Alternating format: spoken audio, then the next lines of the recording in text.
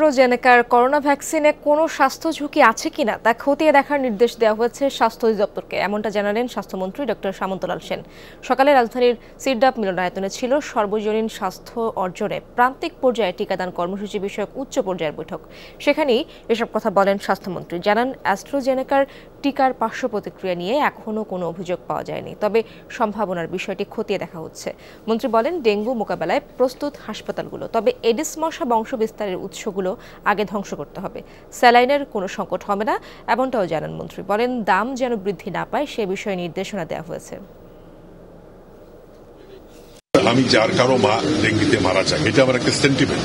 সেই জন্য আমি ডেঙ্গি নিয়ে, এটা শুধু আমাদের স্বাস্থ্য মন্ত্রণালয় নয়, এটা দুইটা মন্ত্রণালয়ের পাশাপাশি একসাথে কাজ করতে হবে।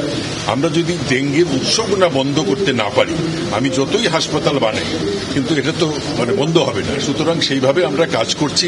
আশা করি আমাদের হাসপাতালের যে সক্ষমতা আছে, আমি অলরেডি নির্দেশ দিয়েছি